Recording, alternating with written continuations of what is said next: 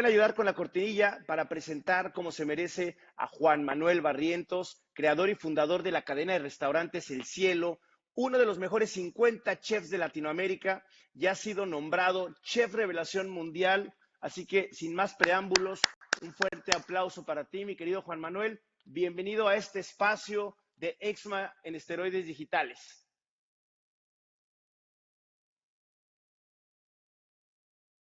No lo estoy escuchando yo, no sé si lo están escuchando por allá, pero no te estoy escuchando. ¿Me No estará en escuchas? mute. ¿Cómo estás? Ya te escucho perfecto. Muy bien, ¿cómo estás, loco? ¿Qué dices? Qué gusto volverte a saludar. Excelente.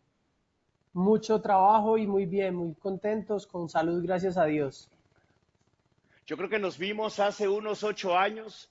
La primera vez estaba en el restaurante, luego empezamos un proyecto medio loco por allá, pero de ahí te has reinventado. No solamente, ya era una reinvención lo que habías hecho con El Cielo, ya era una reinvención la causa social que le pusiste detrás, pero te pusiste la reinvención, como dicen nuestros amigos de Bancolombia, en la cabeza y lo pusiste como un mantra que hoy no se ha detenido. Entonces me encantaría irnos por 3 fases. La primera, crear comida atómica y hacerlo alrededor de un concepto que de verdad lo sientes, que es el marketing con causa social, el marketing con propósito. Explícanos un poquito por qué las compañías deberían de pensar un poco como tu grupo de restaurantes.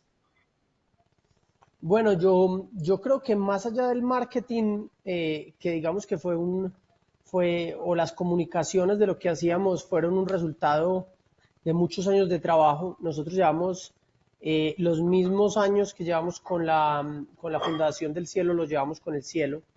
La diferencia es como de 1 o 2 meses. Y fue solo hasta que Claudia Palacios en su libro Perdonar lo imperdonable sacó un capítulo sobre la Fundación del Cielo y se supo casi 8 o 9 años después. Durante todo ese tiempo, digamos que nosotros hicimos nuestra labor social en silencio.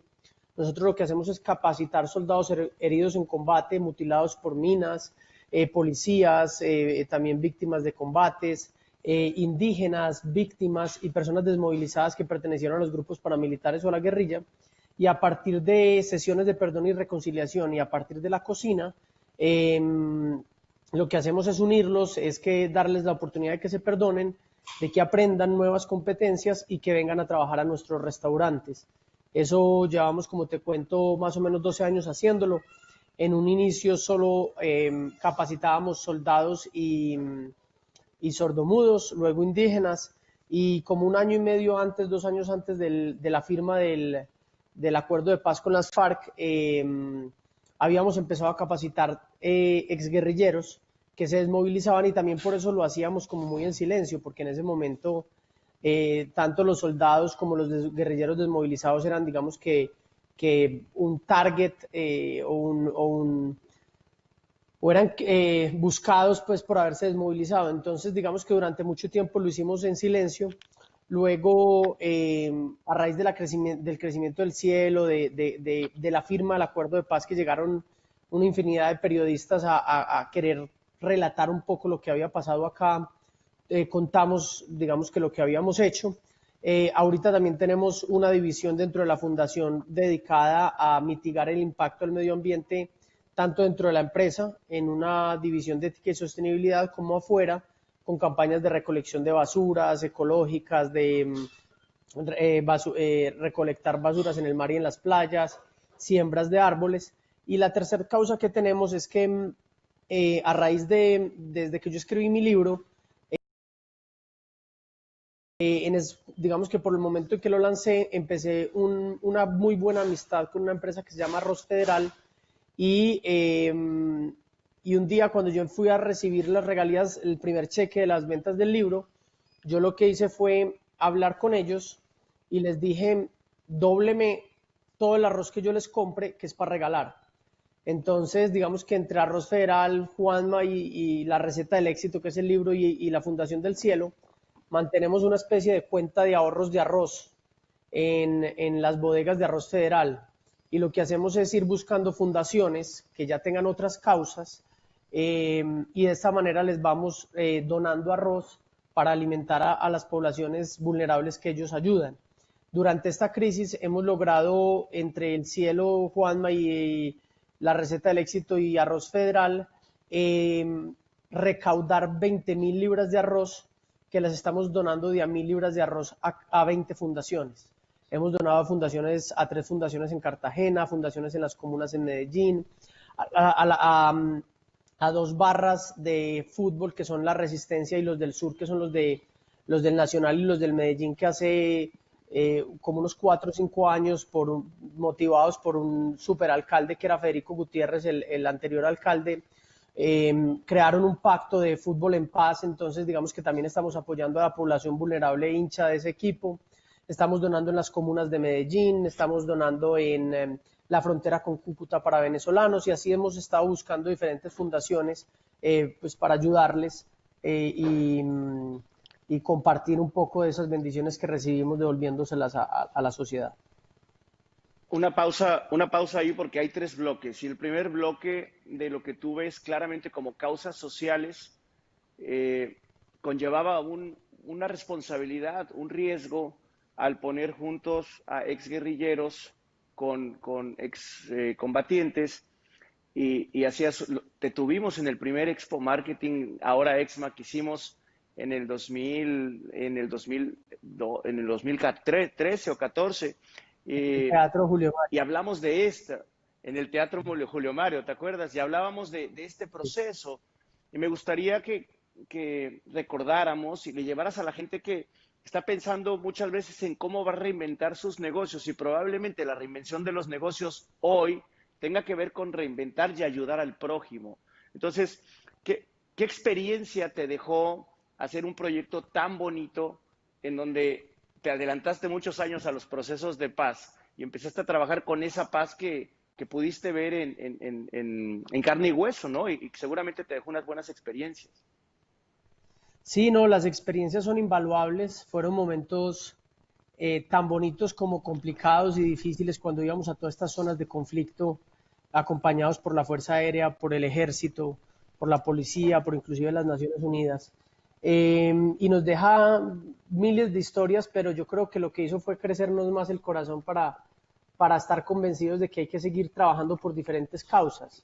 No, porque después de la paz, que digamos que era el primer gran problema que tenía Colombia o que tuvo Colombia durante 60 años, ya después se derivan un montón de problemas que hay que empezar a solucionar como sociedad, y nosotros digamos que siempre estamos con el corazón abierto para ayudar a solucionar esos problemas. Por eso, por ejemplo, en el tema del medio ambiente, nos parece que también es un problema fundamental del concepto que tenemos de consumo, los hábitos de consumo y la falta de cuestionamiento a las empresas y la falta de cuestionamiento que las empresas tienen a su interior sobre el impacto y la huella ambiental. Entonces yo creo que el mundo se va presentando con un montón de retos, y nosotros como actores sociales tenemos que ser partícipes de las soluciones. Estas soluciones nos llevaría a pedirte una primera recomendación a la gente que les hemos pedido que tenga un esfero, una pluma, un bolígrafo enfrente de ellos, y es cómo determinar en qué momento empezar a ayudar desde el propósito de cualquier negocio. ¿Y por qué hacerlo y a quién hacerlo? Yo lo primero que creo es que la gente tiene que entenderse a sí misma, conocerse a sí misma y ayudarse a sí mismo antes de poder ayudar al otro. Yo creo que si uno aprende a entenderse por dentro, si todos lo hiciéramos, nadie necesitaría, digamos, que grandes ayudas, a menos de algunas circunstancias de dificultad que se presentan y que son exógenas a las personas. Pero yo lo primero que le diría a las personas es que tienen que hacer, digamos que una meditación, una autocrítica, un autoexamen, como lo quieran llamar, pero empezar procesos de reflexión interna a nivel emocional, personal, espiritual, sea cual sea sus creencias espirituales. Y la segunda es medir su huella de carbono. Hay miles de medidores en internet, y yo creo que cuando la gente se empieza a dar cuenta cuánto es la diferencia entre comerse una carne o comerse un pescado o comerse una proteína vegetal, o comprar unos jeans de una marca o comprarlos de la otra, cuando una marca lava los blue jeans con luz y la otra los lava con 1500 litros de agua. Entonces tú empiezas a darte cuenta que detrás de unos blue jeans, de unos tenis, de un steak, de una hamburguesa, hay un impacto impresionante del medio ambiente, montarse en un vuelo. Entonces yo creo que todos los seres humanos tenemos que ser agentes de cambio interno y agentes de cambio externo hacia nuestro relacionamiento con el medio ambiente. Y una vez uno, digamos, que tenga eso entendido, quizá no resuelto, pero sí entendido, puede empezar a decir, yo ya estoy estable, yo ya soy una persona consecuente con mi vida y puedo empezar a ayudar a otros, ¿cierto? Entonces yo lo que le diría más allá de las empresas, yo digo es que las empresas y los líderes de las empresas, o las empresas inclusive líderes detrás de todo eso, hay seres humanos que se cuestionaron a sí mismos, que se autocriticaron a sí mismos, que se resolvieron a sí mismos y que después de haber emprendido un liderazgo espiritual dentro de ellos, salieron al mundo a ayudar. Entonces yo creo que sea empresa o sea persona hay que empezar adentro, luego hay que empezar con el medio ambiente y luego sí hay que empezar a buscar otras causas adicionales. Comienzas por ti, entiendes por qué y después empiezas a ver a quién para qué y cómo puedes ayudar. Me encanta ese comentario. Hablando de cocina, pongámosle un poquito de ingredientes. ¿Cuál es el ingrediente del éxito detrás de Juan Manuel? Vives en Antioquia, pero tienes un éxito tremendo en Bogotá. Después te reinventas y te vas para Miami. En Miami tienes un éxito rotundo con el restaurante. Continúas para desarrollar el proyecto que tienes en Washington y no obstante comienzas a desarrollar un proyecto hotelero muy interesante. ¿Cómo ponerle ese ingrediente secreto que la gente vea que es palpable? Es decir, claramente Antioquia, Medellín es una gran ciudad y una gran región, pero hay mucha gente que dice, uy, no, es que yo soy de aquí, no se imagina cómo comienza, cuál es el primer paso para poder salir y ampliar su visión del mundo y probablemente su negocio, ¿no? ¿Cuál es el ingrediente? En el caso mío, yo creo que lo primero es la familia, la pasión eh, y tener claros los sueños. Yo creo que si tú me preguntas cuál es la cosa que más logra una persona cuando lee mi libro, es entender de cómo planear los sueños y entender cómo clarificarlos. Y una vez cuando entiende cómo clarificarlos, cómo puede soñar más grande. Porque yo siempre he sido un convencido de que entre un sueño sea más fácil y más pequeño, es mucho más difícil de lograr. O sea, entre más fácil parezca y más pequeño sea, o sea, más realista, es más difícil de lograr. Y entre más irrealista y más imposible sea o parezca de lograr, es más fácil de lograr. La razón es la siguiente, es que cuando uno le enseñan a, digamos que a no ser ambicioso en el buen sentido y a no soñar en grande, lo que hacen es que la sociedad te empieza, o digamos que el ritmo de vida te empieza a limitar tus sueños y tu capacidad de soñar, tu imaginación, tu creatividad, hasta el punto en que empiezas a soñar cosas que no vale la pena vivir toda la vida por ellas. Y yo creo que uno tiene que soñar con cosas tan imposibles que apenas uno aclare ese sueño de vida, dedique toda su vida a lograrlo. Entonces es mucho más fácil si voy a poner en términos económicos un sueño como si fuera, por ejemplo, un carro, haciendo referencia, por ejemplo, al monje que vendió su Ferrari, que muchas personas se lo han leído. Si una persona sueña con un Robin Ferrari Sharma. y es una persona muy, digamos que de pocos recursos económicos, lo primero que la sociedad, sus padres, sus amigos o cualquiera le va a decir es que sea realista y que sueñe con tener un carro comercial, ¿cierto? Entonces, cuando él empieza a enfrentarse con problemas, él va a empezar a cuestionar si querer ese carro comercial vale la pena dedicar toda su vida. En cambio, si así esté más cerquita. En cambio, si tú sueñas con algo que esté más lejos, pero que sea más grande, independiente de los caminos que tomes, ese sueño siempre va a estar más alto y tú vas a decir, ese sueño vale dedicar toda mi vida a cumplirlo. Por eso lo primero que hay que encontrar es un sueño que valga la pena vivir la vida por él. Y ese sueño, por más imposible que Espectacular. parezca, es muy fácil de lograr.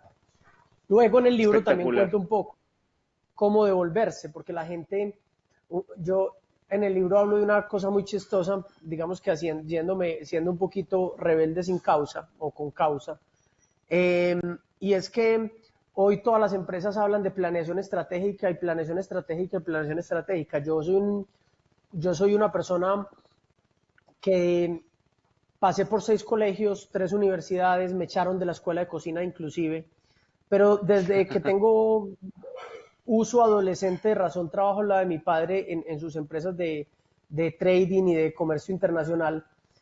Y una de las cosas que yo aprendí con él era a pensar como al revés y a planear al revés. Entonces, yo en el libro creo y hablo y expongo, además que respeto el que hable de planeación estratégica, pero yo creo que la planeación estratégica no sirve tanto como una planeación táctica al revés. Todas las empresas planean estratégicamente al derecho y yo creo que uno se tiene que ir final y planear tácticamente, no estratégicamente, es decir, paso a paso, tarea por tarea, desde el último paso que lograste tu sueño y venirte devolviendo. De esa manera, solo tienes una hoja de ruta, que son esas micro tareas, que también hablo de la macro paciencia, que es el gran sueño por el que voy a dedicar toda mi vida, y de la micro velocidad ejecutando cada una de esas tareas. Porque si yo hago una planeación estratégica, cada que voy encontrándome posibilidades, se me abre una rama de posibilidades que me puede hacer perder en el camino. Esto es básicamente como cuando uno hace un laberinto, que si uno empieza al derecho, pues se va a equivocar muchas veces, pero si uno se va para el fin y se devuelve, llega al inicio muy rápido. Yo no sé si tú alguna vez hiciste los laberintos de las Sí, revistas en la parte claro. de atrás. Tú empezabas al final y te ibas al principio, nunca te equivocas. Mi exposición es: sueña muy grande ese fin, vete para el fin y empieza a planearlo tácticamente hasta que llegues al momento de tu vida. Y lo que vas a encontrar después de que hayas hecho ese ejercicio muy bien hecho es que solo tienes que hacer en este momento una cosa. Si vas por el Ferrari como si fuera tu sueño, lo único que tienes que hacer el próximo mes es trabajar para comprarte una bicicleta. Cuando llegues a la bicicleta, revisas tu plan y te vas a dar cuenta que tienes que comprarte una bicicleta eléctrica, después una moto y algún día vas a llegar al Ferrari. Pero si haces una planeación estratégica al derecho, vas a tener la posibilidad de comprar una patineta el día que ahorres, una bicicleta, de irte en bus y de un momento a otro se te van a abrir la rama de las posibilidades de la vida y te vas a perder en esos sueños. En cambio, si lo haces al revés, ya vas a tener el step by step ya listo. Y por eso es muy importante uno siempre tener macro paciencia y micro velocidad. Pero esa micro velocidad, para uno poderla hacer sin desespero y muy bien hecha, tiene que tener los planes súper claros y por eso yo creo que uno los tiene que hacer al revés. Me lleva a la última, el tiempo está volando, nos lleva a la última etapa que quiero investigar, dialogar, interactuar y profundizar contigo. Y tiene que ver con conectando exactamente con esto, con la microvelocidad y con la reinvención. En estos tiempos que las cosas cambiaron, van a cambiar, siguen cambiando, tú te has tenido que reinventar para el derecho o al revés, o usando quizá hoy las dos metodologías, porque hay que encontrar avenidas que no estaban trazadas para muchísimas industrias y prácticamente para todo el mundo. ¿Cómo lo estás haciendo? ¿Cómo lo ves? ¿Y qué empiezas a dibujar en tu cabeza con estas dos avenidas? ¿Por dónde pasa la macropaciencia? ¿Y cómo estás tratando de utilizar la microvelocidad? Mira, qué buena pregunta. Eh, durante el inicio de la cuarentena, nosotros, y creo que todos, pero te voy a decir a nivel familiar, sentimos que sufrimos un bombardeo excesivo de información. La cuarentena va a usar esto, no esto, en este país esto, hay cura, no hay cura. En algún momento Harvard salió a decir que en el 2022 recuperaríamos las costumbres sociales que tuvimos hace un mes. Y entonces nosotros ya veíamos esto era 24 meses y cosas así. Y además de eso empezamos a ver qué estaba pasando a nivel comercial y nos empezamos a dar cuenta que todo el mundo estaba haciendo cosas distintas. Pero una de las cosas que yo sentí era desespero. Yo sentía desespero en la gente, sentía desinformación en todos, porque nadie conoce esto. Nuevo. Y esa desinformación era como si hubiera pasado un carro y hubiera levantado polvo en una carretera destapada y tú hasta que el polvo no cae no deberías de hacer nada porque de pronto te vas y te vas. por un barranco. Entonces, en algún momento empezamos a plantear un montón de estrategias, vamos a hacer esto, vamos a hacer aquello, y yo les dije, ¿sabe qué? Paremos, no hagamos nada. Cuando uno no sabe qué hacer, no haga nada. Es lo único certero que uno tiene. Entonces, como 2 semanas después, yo estaba un sábado tomando un vino con mi papá y, y yo dije, ya, la tengo clara. Se me vino una idea y yo dije, vamos a crecer. Entonces le dije a yo le dije, papá, vamos a crecer. Y me dice, estás loco, o sea, estamos teniendo que despedir gente, estamos pidiendo créditos bancarios, estamos cero ventas, porque en ese momento estábamos completamente cerrados en el pop-up de Washington, en Miami, en todos los restaurantes de Colombia. Y yo le dije, no, eso que tú hablas, que por lo que me preguntabas, esa es la macropaciencia. Entonces lo que resolvimos fue hacer un plan a un año donde nos llevara a crecer, lo dividimos en 4 trimestres y en cada uno de esos trimestres nos fuimos devolviendo. Entonces, por ejemplo, una de las cosas que ya sabíamos con certeza era que nosotros en lo que creíamos, lo que hacíamos y el por qué lo hacíamos. Y es todo, digamos que todas las experiencias del cielo y que somos cocineros y un montón de cosas. Entonces, en ese momento, yo lo que hago es pensar, digamos que de una manera, permíteme, por así decirlo, romántica, filosófica, en donde uno dice, el cocinero cocina y el administrador administra y los meseros sirven platos. Entonces lo que nosotros hicimos no fue mucho, pero fue mucho. Y es que el cocinero sigue cocinando, el administrador administra, pero los meseros antes servían los platos en la mesa. Ahora lo que hicimos fue, para poder reducir los despidos y poder aguantar los empleos, lo que hicimos fue pasarlos en las ARLs a todos los que tuvieran moto y los pusimos de domiciliarios. Entonces ahora el mesero va y en vez de entregar el plato en la mesa, lo entrega en la casa del cliente. Evidentemente hicimos más cosas, hicimos una alianza con Rappi para también tener parte de nuestras ventas por su plataforma y sus entregas, pero realmente nosotros lo que dijimos es, venga, si nuestra filosofía era seguir llevando todas estas experiencias del cielo, por el hecho de que se nos haya presentado un momento de cambio, no quiere decir que vamos a parar de crecer. Entonces ya ahí ya sabíamos que nos teníamos que volcar a los domicilios y nos dimos cuenta, basado en la capacidad de filtrar o juzgar o apostarle a la información, en creer que más o menos en un año vamos a tener, digamos que, o nos vamos a ver acostumbrado a vivir con máscaras y todo, o en un año ya se resolvió esto. Pero sí o sí, en un año el mundo va a estar rodando, con máscaras y guantes o sin máscaras y guantes.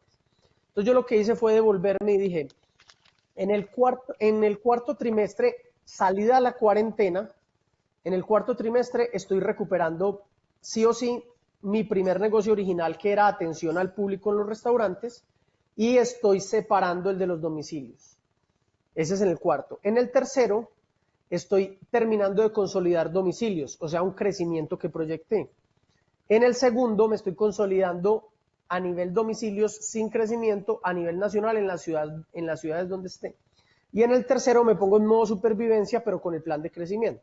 Entonces, independiente de que yo, por ejemplo, he tenido que despedir gente, que he tenido que cancelar contratos y cosas así que hemos tenido que hacer todas las empresas, nosotros con mucha gente les dijimos, espérenos que más o menos en 1, 2, 3 meses, obviamente si consigue trabajo, contrátese, pero posiblemente lo volvemos a llamar porque nuestro plan es pasar toda nuestra facturación original a domicilio en los próximos 9 meses y cuando empecemos del 9 mes al 12, empecemos a separar los negocios y terminemos quedando con 2 negocios distintos que quizá inclusive puedan, no necesariamente duplicar, pero pueden volver el restaurante un 150, un 160% de lo que era y al final del día terminemos recuperando lo que teníamos y terminemos ganando. Entonces le apostamos a crecer con macropaciencia y en la microvelocidad sí tenemos una serie de tareas que incluían, por ejemplo, que este trimestre tuviéramos cierto decrecimiento en el personal, en la parte administrativa, en las inversiones.